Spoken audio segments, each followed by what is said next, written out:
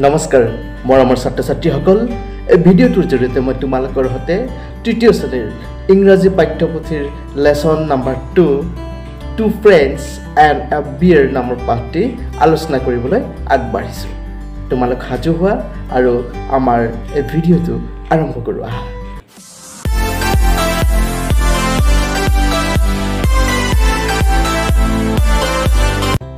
মৰমৰ ছাত্ৰ-ছাত্ৰীসকল মূল পাঠটি আৰম্ভ কৰাৰ আগতে আমাক ইয়াতে কেইটামান সেন্টেন্স দিছে এই সেন্টেন্স কেইটা আমি এবাৰ পঢ়ি চাওঁ আহাচোন এটা তুমি চোৱাচোন বাৰু এটা শহাপহুৰ ছবি দেখিবলৈ পাইছা আৰু শহাপহু ছবিটোৱে কি কৰিছে এটা গাজৰ খাই আছে আৰু সেই ছবিটোৰ তলতে দিয়া সেন্টেন্সটো হৈছে a rabbit nibbles carrots দিয়া আছে যে a rabbit nibbles carrots rabbit মানে হৈছে শহাপহু নিবলস মানে হৈছে কুটি কুটি খোৱা তোমালোকে ভালদৰে লক্ষ্য কৰিবা শহাপহু বা নিগনি এবিলাকে কি কৰে বস্তুবিলাক কুটি কুটি খায় হিহতে এবাৰতে কিন্তু গাজৰটো খাই শেষ কৰি পেলাব নোৱাৰে হিহতে কি কৰিব লাগিব অলপ অলপকে কুটি কুটি খাব লাগিব আৰু তাকে আমি নিবলস শব্দটোৰে বুজাইছো আৰু কেৰটছ মানে গাজৰ তোমালোকে জানাই নেক্সট 2 নম্বৰ ছবিটোত চোৱাচোন 2 নম্বৰ ছবিটোত কি দেখিবলৈ পাইছা 2 নম্বৰ ছবিটোত তোমালোকে দেখিবলৈ পাইছা যে এটা ভালুকে ইয়াৰ খাদ্য বা আহাৰটো কি কৰি আছে হুঙি আছে আৰু তাকে ধুনীয়াকৈ সেন্টেন্সটোৰে বুজাই দিছে কি বুলি যে a bear sniffs at her food যে bear মানে হৈছে এটা ভালুক আৰু sniff মানে হৈছে হুঙা at her food food মানে খাদ্য গতিকে ভালুকটোৱে তাৰ খাদ্যটো কি আছে হুঙি আছে অৰ্থাৎ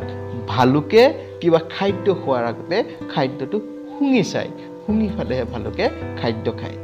আমি প্ৰথমতে পালো শহাপহু কি কৰি খায় নিবলস কুটি কুটি খায় আৰু ভালুকে কি কৰে স্নিপস মানে হুঙি ফালে খায় তাৰ পিছৰ সেন্টেন্সটো পঢ়িব যোৱাৰ আগতে ছবিখন চোৱাচোন ছবিখনত কি দেখিছা ছবিখনত দেখিছা যে এটা চৰাই কি কৰিছে খাদ্য খাই আছে আহাৰ খাই আছে আৰু সেন্টেন্সটো দিয়া আছে a sparrow pecks at grains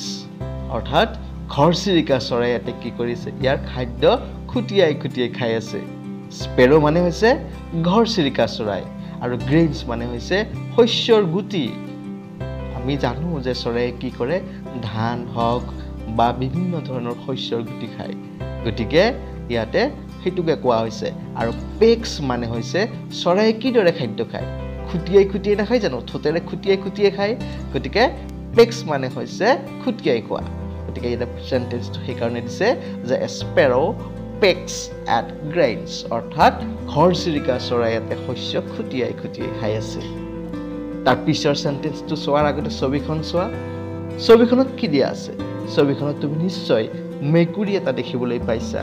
আৰু মেকুৰীটোৱে কি কৰিছে তাৰ যে হাতুৰাখন কি কৰি আছে চেলেকি আছে সেন্টেন্সটো কি হৈছে সেন্টেন্সটো দিছে যে a cat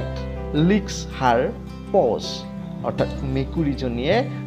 তাইৰ হাতুৰাটো কি কৰি আছে চেলেকি আছে ইয়াতে লিক্স মানে হৈছে চেলেকি থকা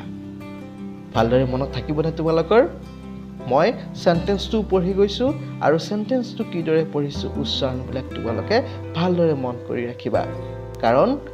ইয়াৰ পিছত তোমালোকে নিজে নিজে সেন্টেন্সবিলাক পঢ়িবলৈ চেষ্টা কৰিব লাগিব ইয়াৰ পিছৰ ছবিখন চোৱাচোন এই ছবিখনত তুমি কি দেখিবলৈ পাইছা এই ছবিখনত তুমি দেখিবলৈ পাইছা যে এটা গৰুৱে খাদ্য খাই আছে আৰু সেন্টেন্সটো দিয়া আছে a cow chews its food অৰ্থাৎ গৰুজনীয়ে কি কৰিছে খাদ্য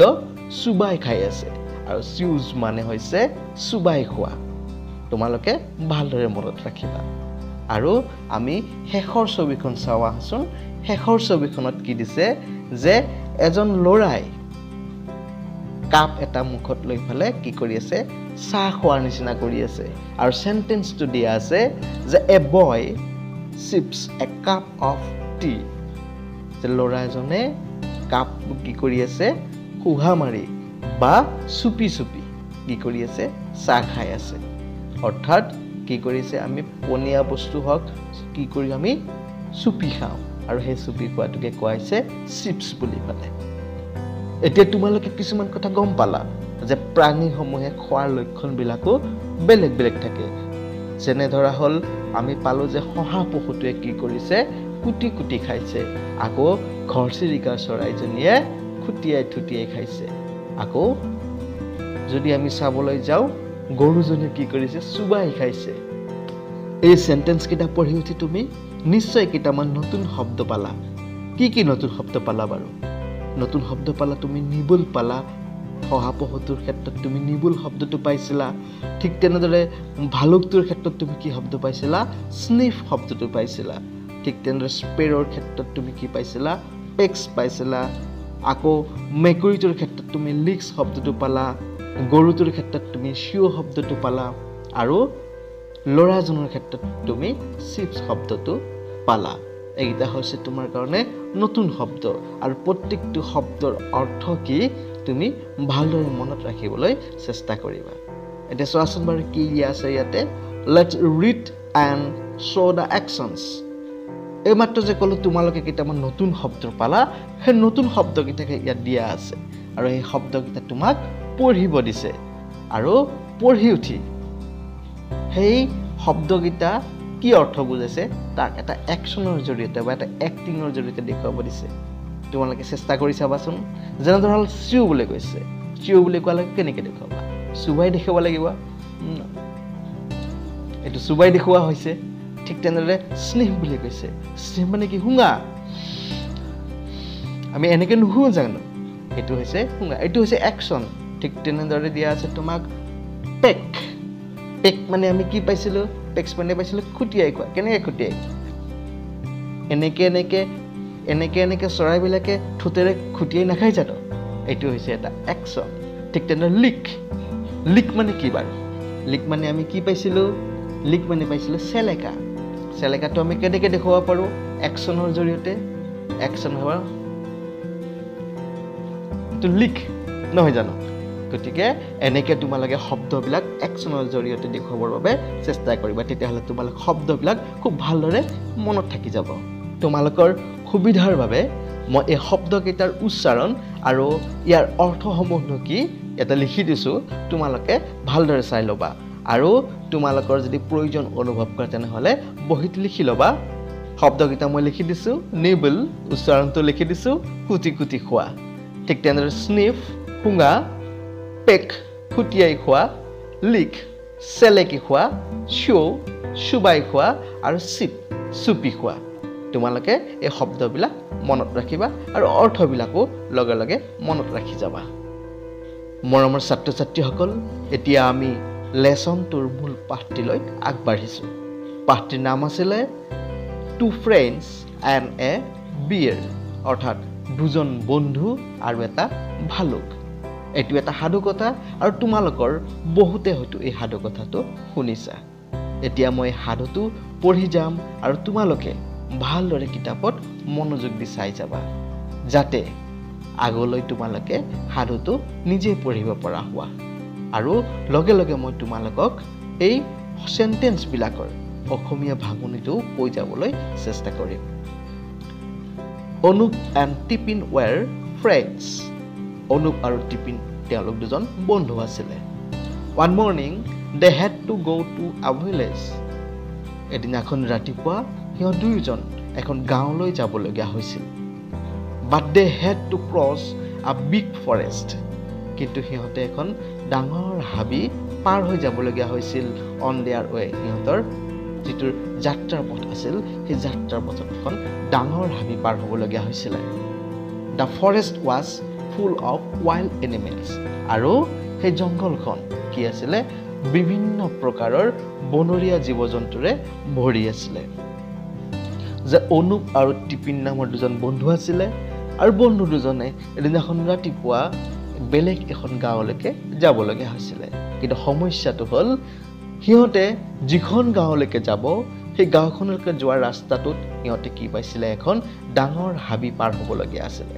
আৰু সেই হাবিখন বিভিন্ন প্ৰকাৰৰ বনৰীয়া জীৱ জন্তুৰে ভৰি আছিলে অৰ্থাৎ ৱাইল্ড এনিমেলছেৰে ভৰি আছিলে wild animals মানে বনৰীয়া জীৱ-জন্তু তোমালোকে নিশ্চয় জানা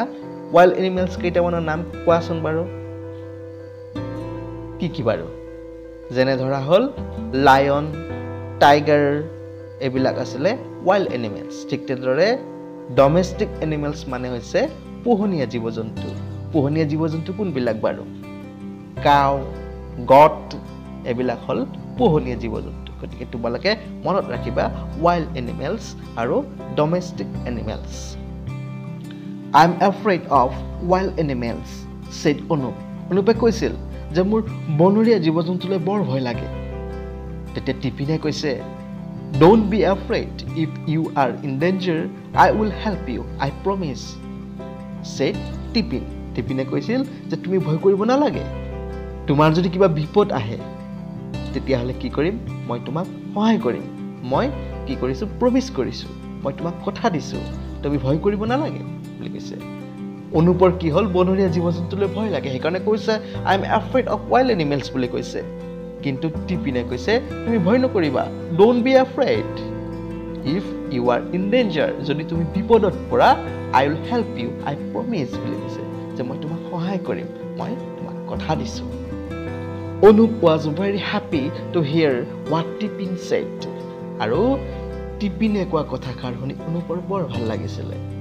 টিপিনে কি কৈছিলে যে তুমি ভয় নকৰিবা বিপদত পৰিলে মই সহায় কৰিম আৰু এই কথাষাৰ শুনিয়ে অনুপৰ বৰ ভাল লাগিছিল আৰু অনুপে কৈছিল টিপিনক কি কৈছিলে যে what a good friend you are তুমি এজন বৰ ভাল বন্ধু বুলি কৈছিলে এনেদৰে দুয়োজনে কথা পাতি গৈ থাকোতে হঠাৎ Suddenly a big black bear came out of the forest. হঠাৎ কি হল এটা ডাঙৰ কলা ভালুক জংগলৰ পৰা ওলাই আহিল Anup and Tipin were frightened Anup আৰু টিপিনৰ কি হল ভয় লাগি গৈছিল হঠাতে ওলাই আহিল এটা ডাঙৰ কলা ভালুক ভয় নালাগিব নেকি তেতিয়া সিহঁতে যেতিয়া কথা পাতি গৈ আছিল গৈ থাকোতে হঠাতে ওলাই আহিল ভালুকটো আৰু দুইৰে বৰ ভয় লাগি গৈছিল Tipin forgot all about his promise আৰু টিপিনে সেই সময়তে কি হল অনুপক যে কথা দিছিল সেই কথা পাহৰি পেলাইছিল অনুপক কি কথা দিছিলে অনুপক কৈছিলে যে বনৰীয়া জীৱ-জন্তুৰ যদি কেতিয়াবা বিপদত পৰে মই সহায় কৰিম বুলি কৈছিলে আৰু সেই কথা টিপিনে পাহৰি গৈছিল আৰু টিপিনে পাহৰি কি কৰিছিলে he ran and climbed up a tall tree he দৌৰি গৈছিলে আৰু এডাল ওখ গছত উঠি গৈছিল মানে বগাই গৈছিল ক্লাইম্ব মানে বগাই যোৱা হি অনুপক তাতে এৰি থৈ হি ভালুকটো দেখি গছত উঠি গৈছিল Anup did not know how to climb a tree অনুপে কিন্তু গছত বগাব নাজানিছিল বা গছত উঠিব নাজানিছিল but he remembered what his parents had said to him কিন্তু সেই সময়ত তাৰ মাক দেউতাকে কোৱা এষাৰ কথা মনত পৰি গৈছিল আৰু মাক দেউতাকে কি কৈছিলে তাক যে a bear never touches a dead man's body যে এটা ভালুকে কেতিয়াও মৰা মানুহৰ শৰীৰ স্পৰ্শ নকৰে so Anup lay down on the ground as if he were dead আৰু সেই কাৰণে কি কৰিলে অনুপে তাৰ মাটিতে শুই দিলে বাগৰি দিলে এনেকুৱাকে বাগৰি দিলে যেন হি এটা মৰা ডেড বডি বা এটা মৃত শৰীৰ বা হি মৰি গৈছে এনেকুৱা ভাৱত হি তাতে মাটিতে বাগৰি দিলে The bear came to Anup and sniffed at him. তাৰ পিছত ভালুকটো লাহে লাহে অনুপৰ ওচৰলৈ আহিল আহি ফলে অনুপক কি কৰিলে শুঙিবলৈ ধৰিলে আমি আগতে সেন্টেন্স কেইটামান পাই আহিছিলো নহয় যত আমি পাইছিলো যে a bear sniff her food বুলি পাইছিলো নহয় অৰ্থাৎ ভালুকে কি কৰে খাদ্য খোৱাৰ আগতে শুঙে আৰু ভালুকেও অনুপক শুঙিব ধৰিলে The bear thought that Anup was dead. ভালুকটোৱে Anup মৰি যোৱা বুলি ভাবিছিল so it slowly moved away and disappeared into the forest আৰু সেই কাৰণে ভালুকটো লাহে লাহে তাৰ পৰা আঁতৰি গৈছিল আৰু এটা সময়ত জংগলৰ মাজত কি হৈ গৈছিল নোহোৱা হৈ গৈছিল Tipin now climbed down the tree যেতিয়া ভালুকটো গুচি গৈছিল ভালুকটো গুচি যোৱাৰ পিছত Tipin কি হৈছিল গছৰ পৰা নামি আহিছিল climbed up মানে গছৰ ওপৰত উঠি যোৱা আৰু climbed down মানে হৈছে গছৰ পৰা নামি অহা he wanted to know what the bear did to Anup আৰু সি আহি ফালে বিৰাট মন গৈছিল কাৰণ সি দেখিছিল যে গছৰ ওপৰৰ পৰা ভালুকটো অনুপৰ ওচৰলৈ আহিছিল অনুপক একোৱেই কৰা নাছিলে অনুপৰ ওচৰলৈ আহি ফালে অনুপক শুঙি ফালে গুচি গৈছিলে গতিকে টিপিনৰ বৰকৈ জানিবৰ মন গৈছিল যে আচলতে ভালুকটোৱে অনুপক কি কৰিছিল সেই কথাটো জানিবৰ খুব মন গৈছিল সেইকাৰণে কৈছে যে হি wanted to know what the bear did to Anup তাৰ জানিবলৈ মন গৈছিলে যে মানে অনুপৰ সৈতে সেই ভালুকটোৱে কি কৰিছিল he said what did the bear do আৰু হি অনুপক সুধিছিল যে ভালুকটোৱে কি কৰিছিলে did the bear tell you something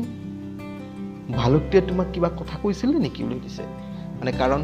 শুঙিছে শুঙুতে ভাবিছে কাণত কিবা কথা কৈ গ'ল নেকি ভালুকটোৱে তাকে ভাবি ফালে অনুপক সুধিছে যে ভালুকটোৱে আচলতে তোমাক কি কৰিছিল আৰু ভালুকটোৱে তোমাক কিবা কথা কৈ গৈছিল নেকি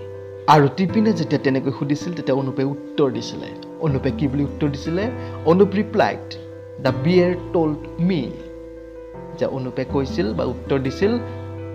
ভালুকটোৱে মোক কৈছিল কি কৈছিলে never trust someone who doesn't help you মানে যে এনেকুৱা কাকুকে বিশ্বাস নকৰিবা যিয়ে তোমাক সহায় কৰিব নোৱাৰে অৰ্থাৎ